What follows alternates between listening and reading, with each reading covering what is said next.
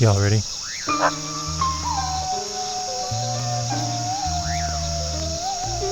Welcome in to the fifth dimension.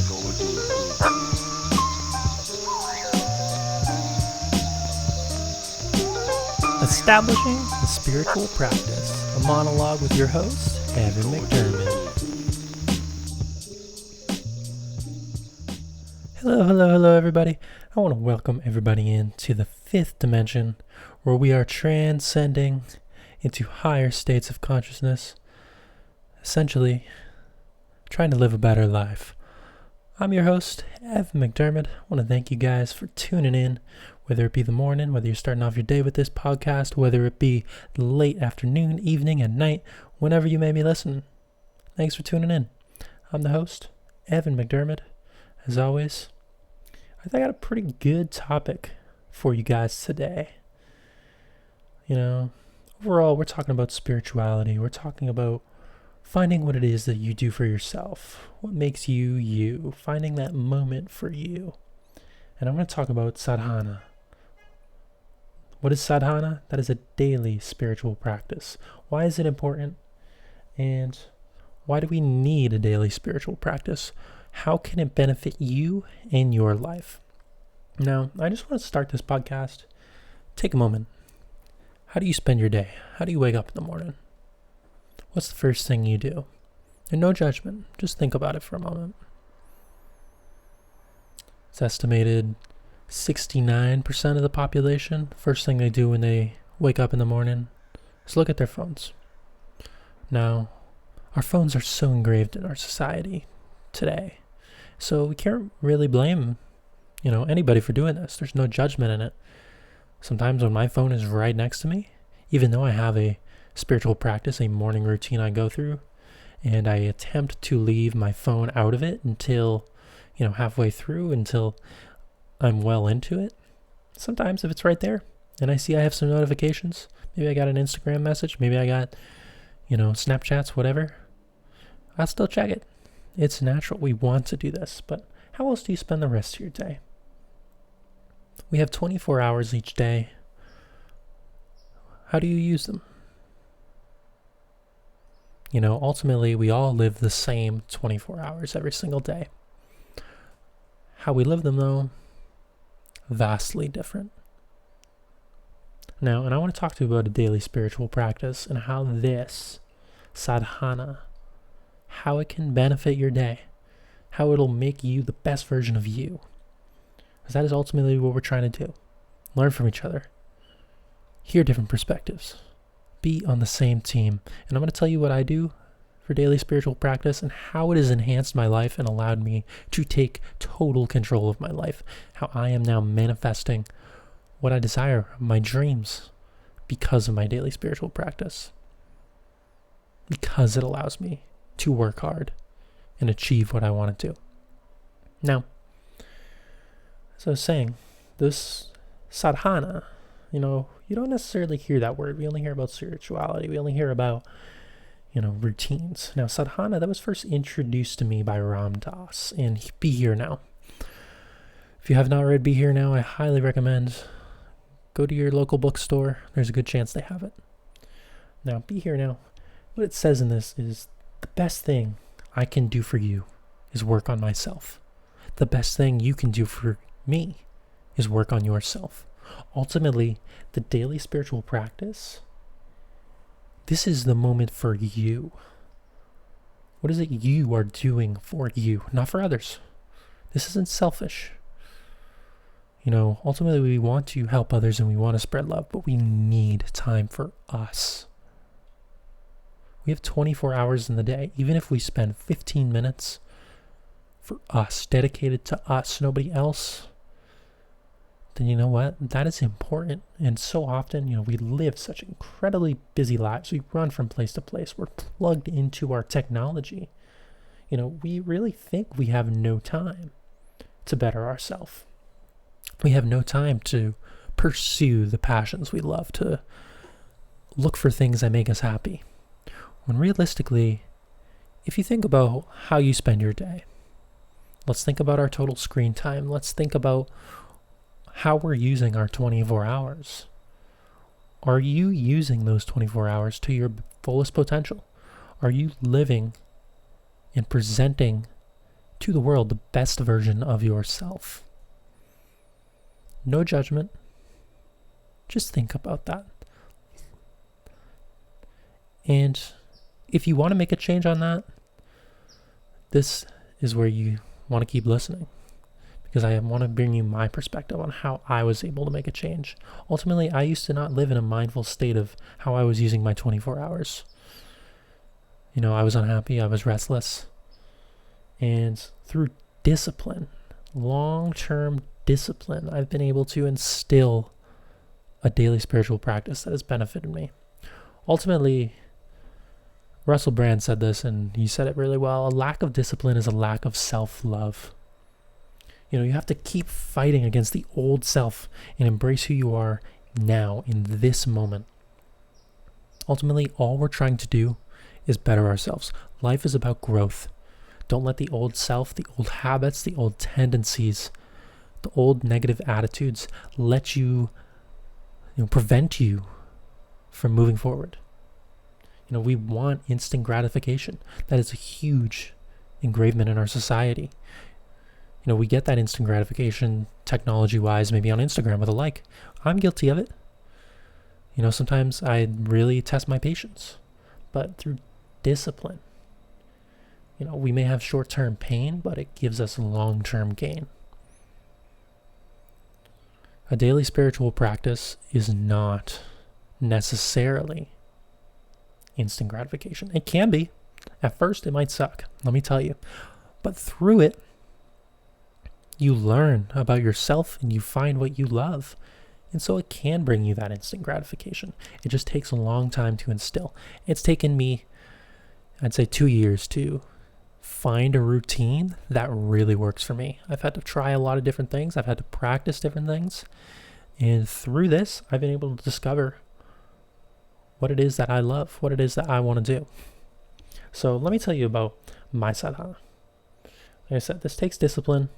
And, I try my best to stick to this every single day, because I've known from experience, when I don't stick to this routine, I'm not the best version of myself. Maybe I'm a little more anxious. Maybe I'm a little more going through my day in a less mindful manner. I'm living in my own thoughts as opposed to seeing the world as it is without judgment.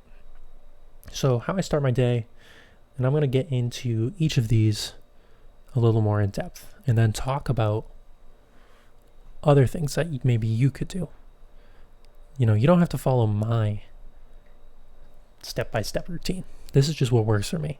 No two things are going to work exactly the same for somebody. So I start my day with meditation. I do yoga, stretching, affirmations. I'll talk about what those are. And then I go to the gym and sweat, use the sauna. And that puts me in a position to live the day how I want to.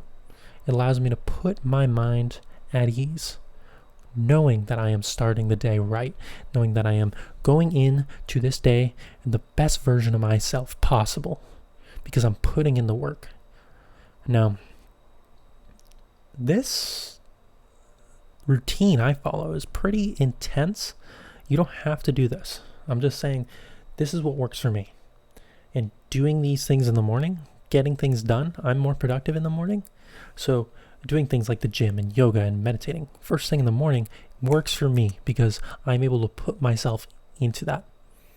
And it really starts the day off right for me. So, I write my intentions, journaling, listen to a podcast. Those are things I try and do throughout the day as well, but it's not necessarily part of my sadhana morning routine. I view my sadhana as my morning routine. And, it doesn't have to be a morning routine for you. You could find time to do something at the end of the day. But I find morning routines especially really set you up to have a great day. And that's our goal. Because, one great day, that's awesome. 2 great days in a row, 3 great days in a row, 4, we start really building on that.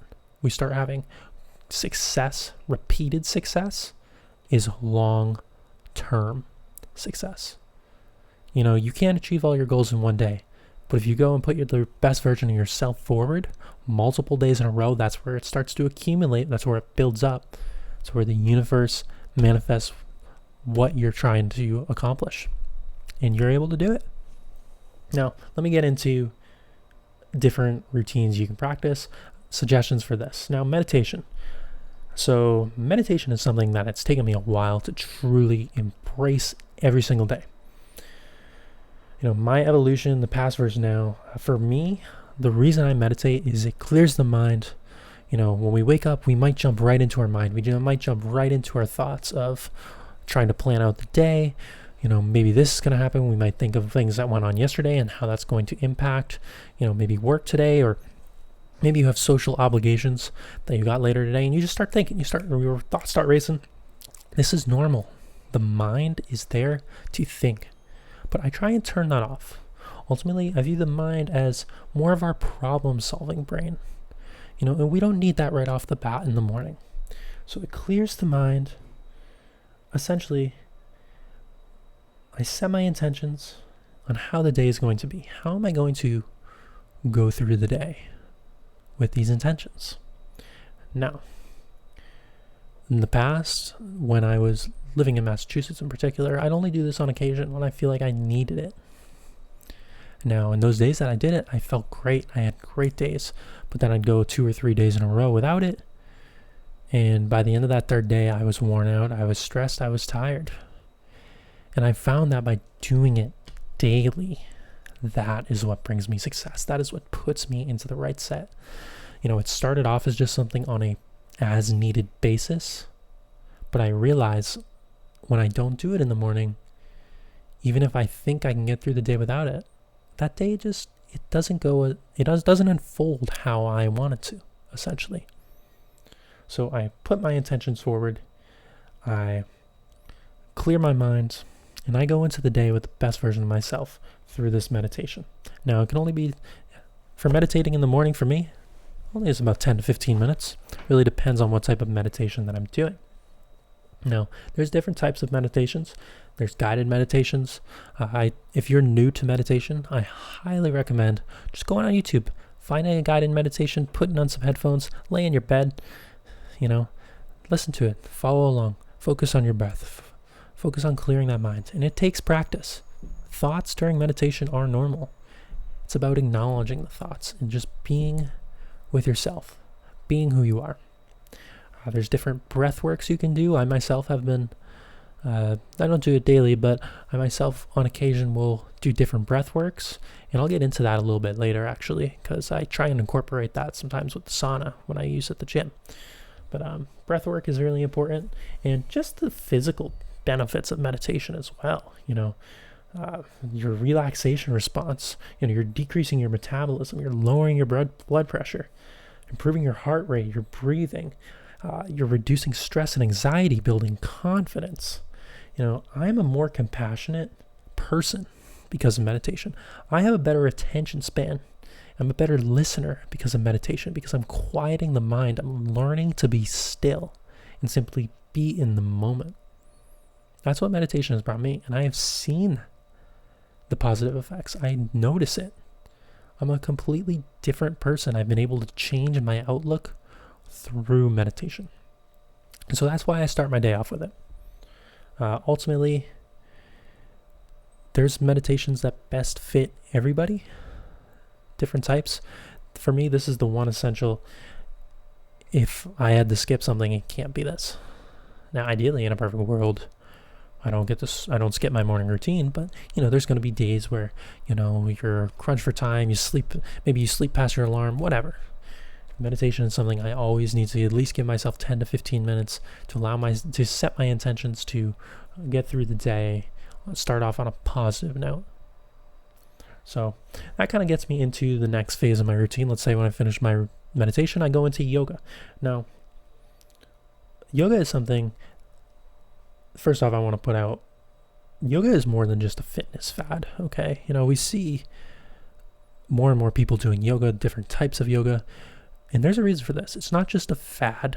If you haven't tried it, don't judge on yoga. This has been something that's been around for thousands of years. The Brahmins in India thousands of years ago first referenced yoga in these poses. Now, essentially, yoga for me is a physical way of incorporating spirituality, incorporating a spiritual practice. Now, only doing it 10 to 15 minutes every morning for me, I'm not necessarily going through full flows and different rhythms and a ton of different poses. I'm doing things that, what does my body need today? And by doing yoga in an introductory challenge for myself, I've learned about different poses. I've learned about how my body responds to different poses. What are my areas that I need improvement in? What are my weaknesses? What are my strengths as well? I wake up, I feel what my body needs, and I'll find oftentimes a video or, on the Do You Yoga app where you can go through different challenges. I find things that best suit what I need for that morning. And let's say I know I'm hitting legs at the gym. I'm going to want to stretch out my legs. So maybe a hamstring stretch specialist, whatever. Hamstrings are something we should be stretching every day, by the way. But that's an unrelated note. But, with yoga, you're aligning your body with your breath. You're moving freely from the constant thought. A healthy body directly correlates with a healthy mind.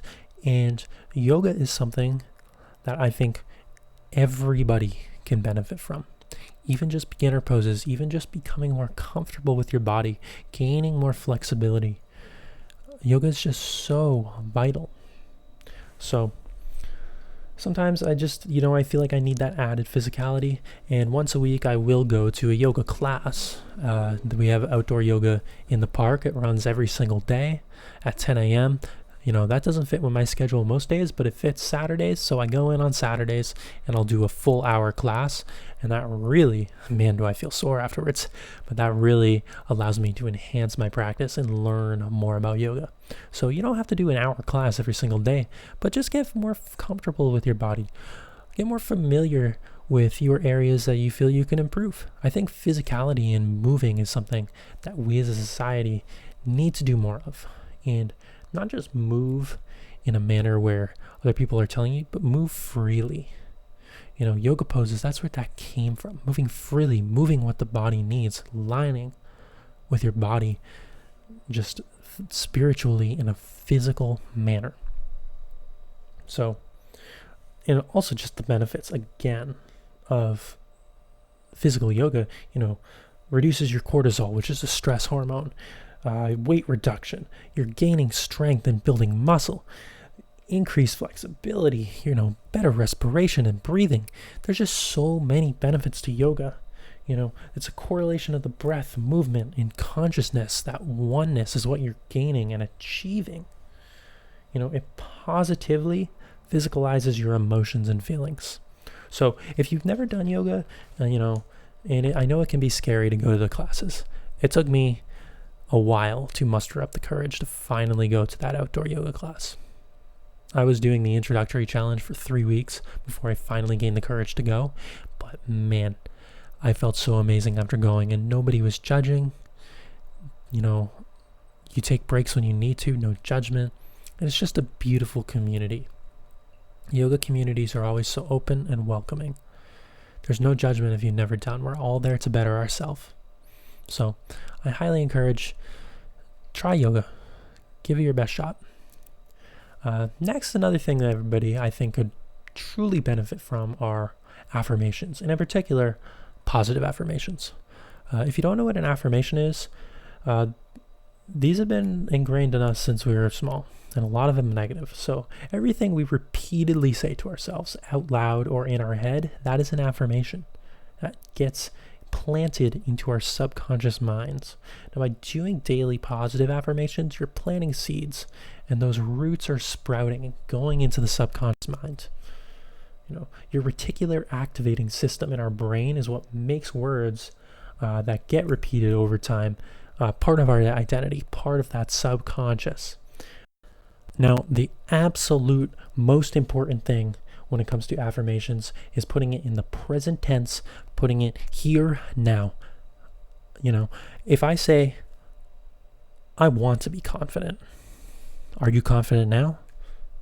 When do you want to be confident? You need to state it in the present tense. I am confident. I am powerful. I am attractive. I am manifesting the life of my dreams. You say it later, is it going to happen? No. I've been reading The Energy Codes. Dr. Sue Morter, brilliant. This book, it's really changing my perspective on a lot and really helping me with my confidence in life. And I highly recommend you read The Energy Codes. But she talks about, manifestation. The universe will manifest what you are seeking. What you seek is seeking you. Rumi said that. But you have to do it in a sense that I have versus I want. Now, what does that mean? Our body has different energy, right? Take a minute. What does it feel like when you want something? Picture an item. It can be anything. What does it feel like to want it? All right? Think about that for a moment. When you have an item, it can be anything. Embody that feeling of wanting it. Now, take that same item. How does it feel if you have it? That feeling shifts. For me, it's like when I want something, it's almost more of like a desire. I kind of feel it, I want it in my body, whatever.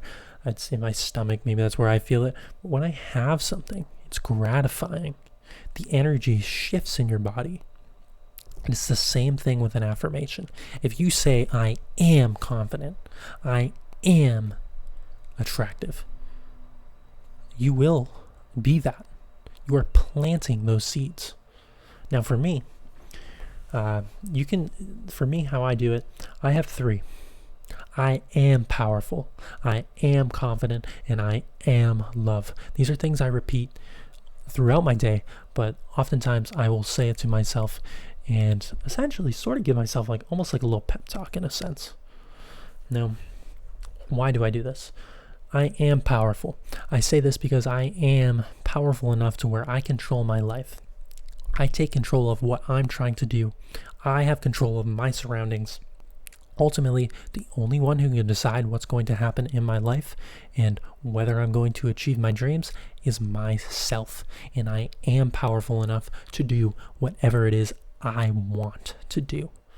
So I have that capability. Not I want to be powerful, because if I say that, when will I ever be it? I'm waiting for it to hit me when I have to take full control. I have to embody that feeling of having it now. Because look at what I've already done.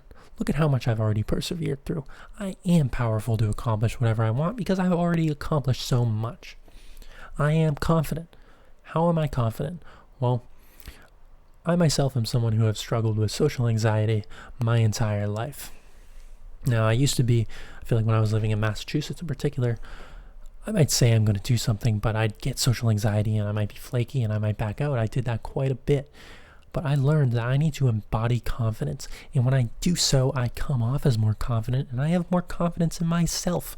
So by saying I am confident, I am going to live in a confident state. I am telling myself that, hey, Evan, no bullshit. You are great. You can do whatever you want. There's no need to lack confidence. If I want confidence, when am I going to have it? Does that mean I'm not confident right now? You tell me. And I am love. Ultimately, I am a loving being. I am worthy of love. I go out into the world and I give love to everybody. Doesn't matter who you are, I will give love to you. Not if I want love, does that mean I don't have it right now? I think you're starting to get the point. So you say things, you give yourself these pep talks. You can go through a guided affirmations to get you started, maybe connect with certain words that you want to find out about. I'd highly recommend checking out Jason Stevenson on YouTube. He has a guided affirmations thing where I really got familiar with a lot of different terms and I wrote down things that truly connected with me on a spiritual level. Be like, you know what? I am these things. And you say it with conviction. I want everybody who's listening right now, write down 3 things that you are. Take a minute. It can be anything. And don't overthink it. The first 3 things that come to mind, positive. 3 things about yourself. Write them down if you have a pencil near you. And if you don't, say them out loud.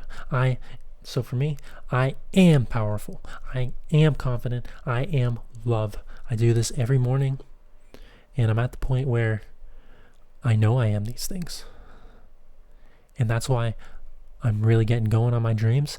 Things are going great for me because I am embodying the person I am. Not the person I want to be, but the person I am. And I highly encourage you guys to do affirmations. They will change your life because you are literally changing your subconscious being into positive traits. Scientifically proven.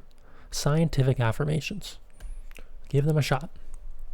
Now, next thing I do at my day, gym or sauna. So the gym for me, it was the first thing I ever really did for myself. It was the first thing that I ever did to try and better myself. And I started off sort of in the ego sense, right? I think everybody starts to hit the gym and lift a few weights, especially guys here, to gain some muscle, maybe pick up some girls, you want to look good, right? And there's still plenty of people who do this. That's fine if you want to do it in that sense. No judgment. But for me, it's sort of evolved into this spiritual practice of where if I don't go to the gym or I don't sweat on a regular basis, I don't feel good. I'm not living to my fullest potential. I'm not keeping my body healthy enough. For me, even if it's a rest day from lifting weights, I still go to the gym and I still go into the sauna for at least 15 to 20 minutes. Now, why do I do this? I just believe it's so important to sweat every day. Ultimately, when we're sweating, we're releasing toxins from our body. I view it in the sense we're releasing pent-up negative energy. We're releasing our body's endorphins. And back to that concept of a healthy body is a healthy mind, And for me, I go in, after stretching, of course, so my body already feels really great, and I'll lift some weights. This is very meditative for me in a sense as well, because I'm in there, I'm focusing on the weight, no thoughts, very therapeutic, lifting some heavy shit, putting it down. All right, and then I go into the sauna, I sweat for 15, 20 minutes, and I go home, and then I go with the rest of my day, right? But you can find your exercise. You could lift, you could do running, hiking. I just met an 80-year-old man who flies planes, was on his plane. God bless, amazing person. But every morning, he hikes 5 miles. Obviously at 80, he's retired, but he keeps himself in shape. He presents himself the best version of himself. That's what I would call his spiritual practice, hiking 5 miles every morning. Maybe try swimming, biking. Again, go back to yoga. There is an exercise or activity that you can love. There's one for everybody. There's such a diversity of exercises. It could be dance. It doesn't have to be something mainstream even. Everybody has something physically they like to do. Do it on a consistent basis. It doesn't even have to be every day. But get out there and find it. I know you have one.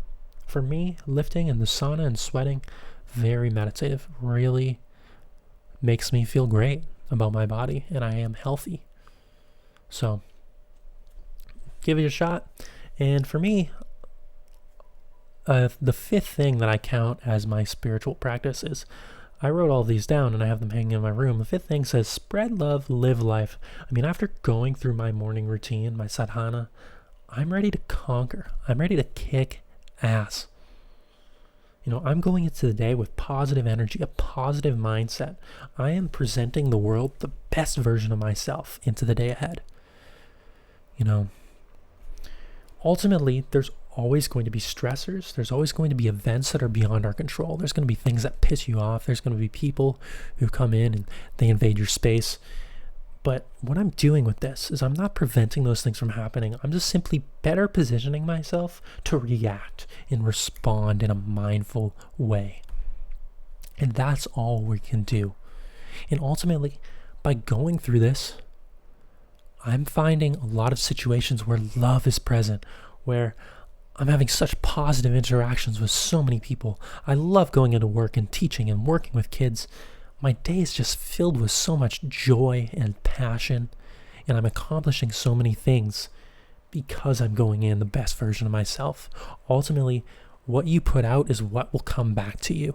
And so if you're putting out the best version of yourself, the universe will respond by giving you what you want, what you need, what you're meant to do.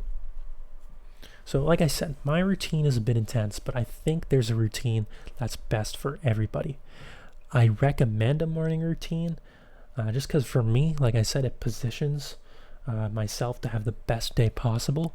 But if your spiritual practice comes at night, that's better than nothing. We have 24 hours in the day, guys. Even if it's just 15 to 20 minutes where you are doing something for yourself, you and nobody else. You need that. And let's say if you're in a routine and you miss one day, is that gonna kill you? No. Essentially what you have to do is if you miss a day, and it will happen. I've missed days. What you have to do is you have to reflect on it, see how you feel, and then recommit. Reflect and recommit. Those are the two big things I want you to take if you miss a day. Because ultimately, consecutive and consistent missed days are what hurt your practice and hurt yourself. Like I said earlier, a lack of discipline is a lack of self-love. So you gotta stay disciplined. And it becomes easier to stay disciplined once you start seeing the results. The beginning is the most difficult part, guys. I'm not gonna lie. The most difficult part is the beginning and getting into that flow. It took me 2 years. All right. But I'm in it now, and I've gained that discipline. We all have amazing willpower. That's one of the greatest gifts we all have. We have that willpower in us. Look at where you are now. Look at how much you have gone through and made it through. And look at how you've become the person you are today. We have that willpower. We just got to use it. Put your best self out there. Some other suggestions that I have for you guys that could possibly help put you into a flow. One thing is journaling. Allow your words to flow. There is nothing wrong with owning journals. I own 2. I own one journal that is more literary based, where I'm writing all my words down, and it's more of as someone who has gone through, college, I'm very used to academic writing and bullet points and very note-taking format. I have one journal that is all for note-taking format. I outline podcasts, I outline ideas. If I'm listening to podcasts or want to learn from educational lecture or video, I write in this journal. I try and write in it every day, certainly once every few days. But this is sort of my educational journal for myself, my own self-knowledge. And I have another journal that focuses more on my emotions and my feelings and my creative side. And for me, it's important to separate the two. I need a journal for each. However you choose to journal, I think it's a great way to clear the mind, to regain focus. You can write your intentions. I write my intentions down just about every morning. And it's a great way to get into it. Another form of journaling could be a gratitude journal. That's what started me on journaling. I highly recommend maybe doing one in the morning, one at night. The Mindful Life Journal. You guys can look that up online. I wrote in that. I didn't get all the way to the very end, but that is what got me into the flow of journaling and getting comfortable with writing things down, because it can be scary to write your emotions down. It can be scary to be vulnerable even on the paper. We're not used to being vulnerable, but give it a shot. It feels good and it's worthwhile. It's rewarding. Highly encourage it. Especially a gratitude journal, puts you in a grateful state. Grateful people are the happiest people. Let me tell you that right now. There's no better feeling, there's no better way to live life than to be grateful for what you have, because we could all be in a lot worse situations. Some other suggestions could help you with your spiritual practice. Try communing with nature. We need nature in our lives. We are all nature deprived. We have this disconnect. Again, we're plugged into our technology. We have big cities. Majority of our population's living in cities. No nature. And for me now, I am very, very grateful, very fortunate to be living in an area where I commune with nature on a daily basis. Mountains are 10 minutes one way. The beach is 10 minutes the other. If you're living in a big city, it can be difficult. The parks, let's say I was living in Boston. They have Boston Common, Boston Public Garden. There's an opportunity for nature to connect with it, but it's much more out of the way. It's maybe not part of our daily habits, daily routines. But even just still went outside for a fresh air, a walk, and noticing the trees and noticing the leaves falling. We're getting into fall right now in autumn. Maybe there's snow on the ground, feeling the earth below you, just connecting with earth. Like I said, if you're in the big cities, it's a little more difficult. You got to be a little more creative with it. You got to really look for it. But if you can connect with nature, that'll really ground you and really put you back into your body. So that's something that I am fortunate enough to be able to do every day now. When I was in Boston, I was in a much more depressive state because of that lack of nature. And someone who suffered from seasonal depression, especially when it got snowy, I was just inside all the time. And that's really where having other spiritual practices will help you. And be creative with your spiritual practice of sadhana. Sing, dance, art, play an instrument. There's so many different things that you could be doing. Write poems, even if you're going to be the only one who's going to read them. These moments are for you. That is what a sadhana is designed for. It's designed for you. We all have creative talents and abilities. Take a minute. Think, what is your creative talent? What are you good at? What is unique about you? What can you do that others can't? What do you love to do? And maybe you can't think of something. We all have things that call to us, right? Right now, surfing is calling to me. I haven't started it yet. I plan to soon. But give it an attempt in time. Nobody's good at anything they try the first time. Right? First time I ever picked up a ukulele, I remember, shout out to Ryan O'Leary for teaching me about string instruments, but it took me about, I'd say, hour and a half to roughly play Riptide. It took me an hour and a half just to do that, but just that sense of accomplishment of feeling like, wow, I learned the chords to this. Put me on a path of, wow, I can really learn this for myself and get better at it. So try something. Give it an attempt and give it time. You're not going to be a master after one attempt at whatever it is. But over time, you will get better if you put in the effort. That I promise you. You will get better at it. So creative endeavors, great spiritual practice. And like I said, guys, sadhana, spiritual practice doesn't have to be complicated. I asked you guys on Instagram, and I got a response of, your skin routine. That is a great spiritual practice. You're manifesting what you want for you. You are honoring the divine in you as a person, your soul. That is beautiful. Maybe if you just want to light a candle for yourself, throw on your diffuser or something, and just relax. Take a breath for a moment. That's how we start, guys. That's how we start. Nobody is an enlightened yogi master overnight. First time you do, if you haven't done meditation, for example, first time you do it, it's going to be awkward. You're going to have thoughts, and you're going to think, I'm never going to get good at this. That was me. That's why I was afraid to do it consistently. But now that I've been doing it consistently and seen the results, I can't imagine a day without it. I have to go incorporate it at some point in my day. So, commit to the long term, guys. It's not easy. Trust me. There's a lot of difficulties, a lot of attempting and failing, a lot of feeling down about yourself, but the results are worth it. Get into the routine of doing things for you and committing to it and being disciplined about it. There's going to be days when you wake up and you don't want to do it. When I wake up in the morning, there's a lot of times where I wish I could just skip out on the meditation or I could skip out on doing yoga, but I know how I feel afterwards. The things that are best for ourselves are things that we don't always want to do. But we have the time. Commit to it. I promise you that it is worth it and you got this. All right? So keep going, guys. Don't give up at it. It will pay off. Life is a beautiful thing. It's a beautiful gift. We get 24 hours in the day. And I'm just encouraging you guys, use it wisely. Use it to the best that you can. So I want to thank you guys for tuning in.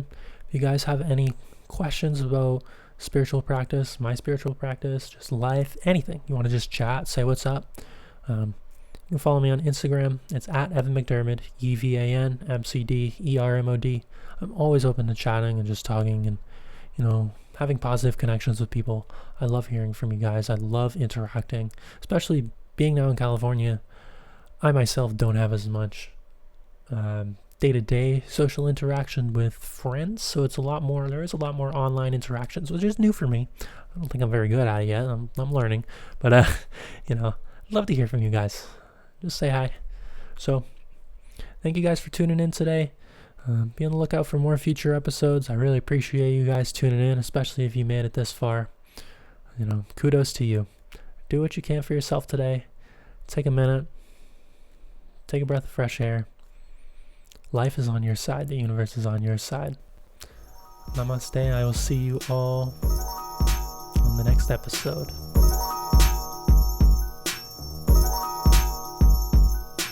A few other notes.